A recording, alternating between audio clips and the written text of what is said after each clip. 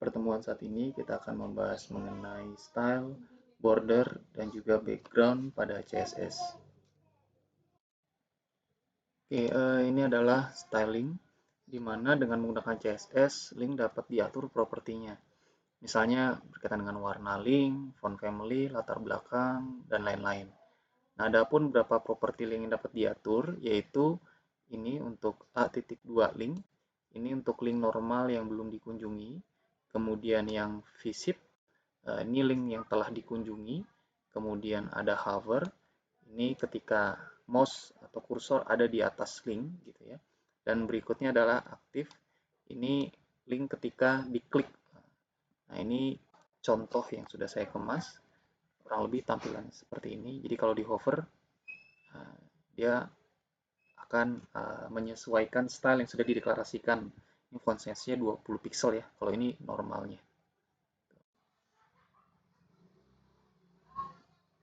Ini contohnya.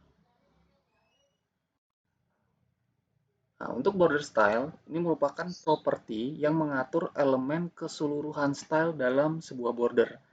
Nah, properti ini dapat dituliskan 1 sampai 4 value, gitu ya. Nah, ini saya ambil contoh gitu ya. Misalnya ini ID style 1, di mana ada properti border style dengan value-nya 1. Nah, di satu sisi, ini ID yang berikutnya, ID style 4, ini uh, properti border style di mana value-nya ada 4. 1, 2, 3, dan 4. Gitu ya. Nah, bagaimana cara tampilannya bisa dibedakan dengan 1 sampai value yang keempat? Ini ketika bicara tentang value yang pertama, ini menyatakan keseluruhan sisinya. Gitu ya. Tapi kalau misalnya dideklarasikan 4 value, maka untuk value yang pertama itu dideklarasikan bagian paling atas. Kemudian yang kedua ini menyatakan kanan border. Kemudian value yang ketiga double ini menyatakan bawah, gitu ya, bawah yang paling bawah ini double. Dan yang berikutnya dash ini berarti value yang keempat menyatakan sebelah kiri border yang di bagian ini.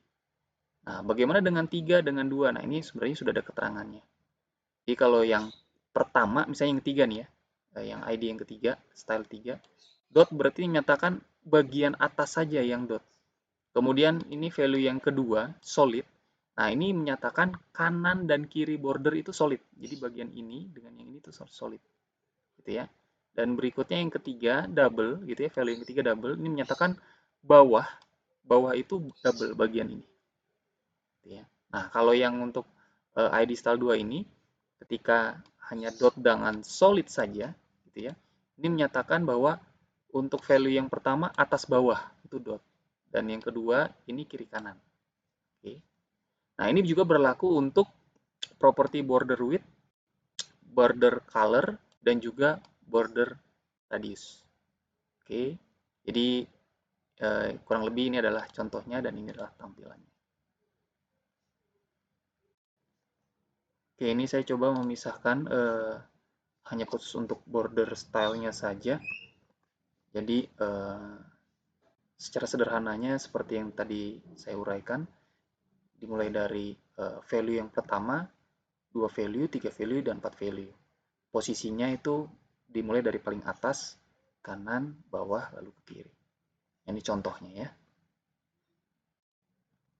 Ya, ini adalah border width, di mana border width mengatur lebar dari elemen 4 border, dan ini propertinya juga dapat dituliskan 1 hingga 4 value. Adapun value-nya dari mulai thin yang sangat tipis sampai yang tebal thick gitu ya. Tapi kita juga bisa mendeklarasikan menggunakan length dalam satuan tertentu gitu. Nah, ini contohnya yang sudah saya kemas. Ada ID untuk style 1 sampai style 4. Kurang lebih tampilannya seperti ini. Nah, ini posisi dari apakah kita menggunakan satu value yang ini sampai ke 4 value ya. Dimana posisinya ini paling atas 5 pixel, yang kanan 10 pixel, kanan sini, yang paling bawah 20 pixel, Nah, kemudian yang paling kiri itu 30 pixel. Ini adalah border color, di mana digunakan untuk menetapkan warna border box model suatu elemen. Nah, jadi sebelum dibuat border color, posisinya adalah harus sudah ada border stylenya dulu, gitu ya. Jadi kalau tidak ada border stylenya, maka warna pun nanti akan tidak ditampilkan, gitu ya, tidak bisa ditampilkan. Jadi dalam pemberian value-nya sendiri ada 3 cara. Hex value diawali dari tanda hash dan kemudian 6 digit A 0 sampai 9 dan A sampai F. Kemudian juga RGB serta juga HSL dan juga color name namanya gitu ya. Nah, ini adalah contoh yang sudah saya kemas, tampilannya kurang lebih seperti ini. Dan untuk value-nya sendiri 0 sampai 4 sama seperti ulasan sebelumnya. Dihitungnya, ditentukannya dari paling atas, kanan, bawah, kemudian ke kiri. Ya. Oke, berikutnya ada istilah border shorthand property. Secara nggak langsung, penulisan properti border ini menggabungkan antara border width, border style, dan juga border color dalam satu line. Nah, ini contohnya ya. Jadi, kita hanya menuliskan border property border saja, tanpa menuliskan apakah itu untuk width, style, ataupun color. Nah, kemudian langsung berikan value-nya. Nah, value yang pertama itu untuk border width. Kemudian value yang kedua itu untuk border style. Dan yang ketiga ini untuk border color. Oke. Nah, ini kurang lebih contohnya.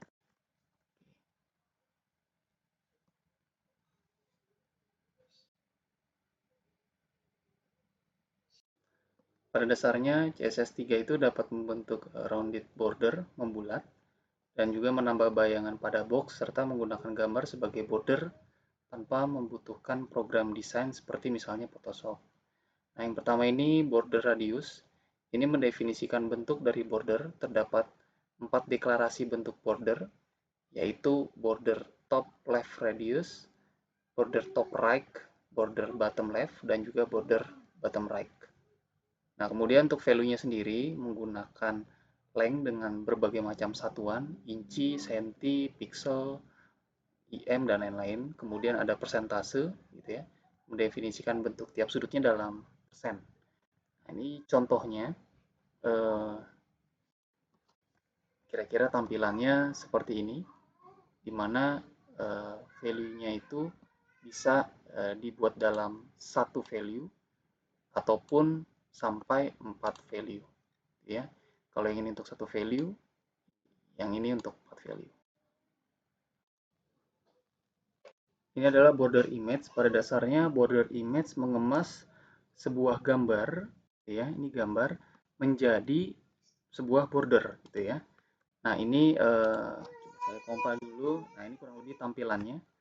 Nah, di sini posisinya ketika kita ingin membuat border image, pertama kita harus membangun border width dan juga border style-nya. Jadi ini dikemas dalam border shorthand property ya. Jadi ini border width-nya dan kemudian ini border style-nya. Nah, untuk border color-nya kita tidak perlu tuliskan gitu ya. Tapi kita ganti gitu ya dengan border image.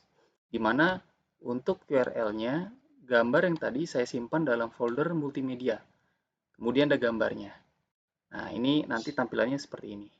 Kemudian, supaya bisa menjadi border yang utuh dan bagus, kita berikan atribut dalam satuan, persentase, dan yang lainnya, satuannya. Kemudian, secara spesifik, apakah dia round, space, ya, atributnya stretch, ataupun repeat. Gitu ya. Nanti hasil akhirnya kurang lebih seperti ini.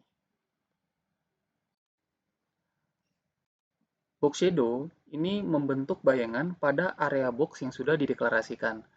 Nah, ini sintak ini mendeklarasikan sebuah box ya, di mana ada lebar tingginya dengan warna background-nya, gold. Nah, kemudian kita akan membentuk bayangan dengan menuliskan properti box shadow dan kemudian ada value yang wajib diisi yaitu H shadow yang menyatakan horizontal, serta V shadow yang menyatakan vertikal. Nah, ini high shadow-nya, kemudian ini adalah V shadow-nya. Nah, kemudian ada blur yang menyatakan jarak, spread yang menyatakan ukuran, dan juga color yang menyatakan warna bayangan. Ini opsional, bisa ditulis atau tidak, gitu ya. Dan juga termasuk inset ya. Inset itu merupakan perubahan bayangan dari luar bayangan ke dalam bayangan. Nah, ini contohnya kita coba lihat. Nah, kurang lebih tampilannya seperti ini, ya. Nah, berikutnya ini adalah background color yang menentukan elemen warna latar belakang dan penulisannya sama. Terdapat beberapa cara untuk hex value, RGB value, HSL value, dan juga color name. Nah, kemudian ini adalah sintaknya, di mana propertinya background color dengan value-nya apa, ya. Contohnya kurang lebih seperti ini. Oke, ini adalah background image, di mana background image ini menyatakan sebuah gambar, ini gambar yang saya pilih, menjadi sebuah background dalam tampilan satu halaman website. Nah, caranya adalah dengan menuliskan properti background image, dan kemudian berikan titik 2 dan URL-nya apa. Ini posisi filenya. Nah, posisi file saya ada di dalam folder multimedia/all.png. Ini adalah filenya. Nah, setelah itu baru kita menuliskan properti lainnya, gitu. Karena sudah ada gambarnya, sudah ada image-nya, maka dari sini kita bisa mengemas properti lainnya, entah itu untuk background repeat, attachment, position, ataupun yang size. Nah, untuk background repeat, gitu ya, ini berarti posisi gambar background-nya ini bisa diulang atau diduplikasi atau tidak, gitu. Jadi karena ukurannya kecil, sebenarnya dia bisa diduplikasi berdasarkan sumbu X ataupun sumbu Y, ya. Nah, value-nya itu secara default itu adalah ini, repeat. Jadi menyatakan dia diulang berdasarkan sumbu X dan Y. X itu menyatakan horizontal, Y itu menyatakan vertikal. Ini kalau kita refresh, keseluruhannya akan ada gambar ya. Tapi kalau kita hanya fokus di repeat Y, itu berarti vertikal, maka dia akan duplikasi hanya secara vertikal. Nah, untuk saat ini kita posisikan dia no repeat. Oke, berikutnya adalah background attachment. Nah, di sini attachment maksudnya adalah mengatur background apakah dapat tampil atau tidak dapat tampil jika di-scroll pada satu halaman. Nah, ini value-nya kalau default-nya itu scroll gitu ya. Itu default-nya. Berarti kalau di-scroll gambarnya akan mengikuti gitu ya posisi scroll-nya. Jadi bisa jadi nggak kelihatan nanti kalau posisinya paling bawah. Kalau fix ini kita mau scroll kemanapun seperti ini, background-nya itu akan tetap ada di posisinya. Kemudian ada lokal, background scroll sepanjang konten elemen, ada initial dan juga ada inherit. Nah, saya misalnya contohkan di sini pakai scroll.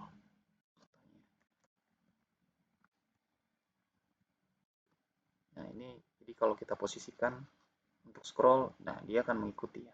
Secara nggak langsung scroll ini memposisikan background ada di posisi berdasarkan background position yang kita deklarasikan. Di sini, naruhnya ke sini ya. Nah, kalau misalnya background positionnya mau kita ubah, di sini background position punya fungsi untuk mengatur posisi awal background image. Nah, ini posisinya kalau center-center. Nah, kalau misalnya saya ubah jadi top gitu ya, top, ya, left top. Ini posisinya dia ada paling atas. Nah, yang pertama yang deklarasikan adalah posisi kiri kanan.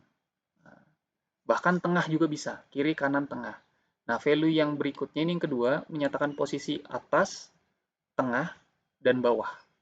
Jadi secara nggak langsung kita bisa memposisikan gambar ini pojok kiri atas gitu ya, left top, dengan yang paling bawah right bottom. Dan kemudian kita juga bisa memposisikan berdasarkan persentase dan juga satuan tertentu, contohnya misalnya pixel gitu ya, di mana satuannya dideklarasikan berdasarkan sumbu X dan sumbu Y. Nah, untuk X ini gitu ya, di paling kiri ini misalnya kita tulis 100 pixel. Nah, itu horizontal, menyatakan horizontal. Sedangkan Y ini menyatakan vertikal. Misalnya posisinya ada di 75. Gitu. Maka secara nggak langsung tampilannya seperti ini. Nah, misalnya biar agak kelihatan jauh ya, 175. Nah, ini untuk vertikalnya, sumbu Y-nya, ini untuk sumbu X-nya, yang 100 pixel. Nah, berikutnya adalah background size. Ini menyatakan ukuran dari gambar yang menjadi background. Nah, value-nya itu ada auto, length, percentage, cover, content, initial, dan inherit. Dan di sini posisinya dalam persen ya, dalam persen. Tapi kita juga bisa mengemasnya dalam satuan sumbu, bukan sumbu ya, panjang dan lebarnya gitu ya, atau lebar dan tingginya. Misalnya kita mau set untuk panjangnya 20 pixel, lebarnya misalnya 50 pixel. Ini bisa saja kita set begini, maka gambarnya agak sedikit mepet seperti ini ya, pipih. Oke, kurang lebih seperti itu ya. Ya, ini background origin. Secara nggak langsung, background origin itu properti yang menentukan secara spesifik posisi area background image-nya. Gitu ya. Nah, value-nya sendiri ada 5 untuk padding box, border dash box, content box, initial, dan juga inherit. Nah, di sini yang harus dilakukan pertama kali, kita harus menuliskan border shorthand property ya, di mana harus ada border width dan juga ada border stylenya. Kemudian tambahkan juga border colornya ya. Dan kemudian ini untuk padding ini kontennya ya. Jadi ada jarak dari mulai border sampai ke kontennya. Kontennya ini teks yang lorem ipsum gitu. Dan kemudian kita juga harus embed gambarnya gitu ya. Gambarnya dari background URL. Nah, ini foldernya multimedia dan kemudian nama filenya misalnya contoh unicom.jpg. Nah, di sini secara default ketika kita ingin menuliskan background origin gitu ya, ini defaultnya padding box seperti ini. Kita nggak usah menuliskan background origin di sini. Di ini contohnya ya, ID contoh 1 gitu. Nah, tapi di contoh 2 kita bisa menuliskan contohnya background origin di mana value-nya border box. Nah, nanti tampilannya seperti ini, di mana bordernya itu akan setidaknya menutupi sebagian tepi dari sebuah gambar, dari gambarnya yang menjadi background. Nah, beda lagi dengan background origin, di mana value-nya adalah content box. Nah, ini kalau content box, dia akan menyesuaikan dari tepi kirinya sesuai dengan kontennya, gitu ya, sesuai kontennya, sepanjang 35 pixel dari sisi border. Nah, ini adalah kira-kira contoh tampilannya seperti ini. Ya, sama halnya dengan background origin. Nah, kalau background origin untuk gambar, gambar sebagai background, sedangkan background clip ini warna sebagai background ya. Nah, di sini value-nya sama dengan background origin. Ada border box, padding box, content box, initial, dan juga inherit.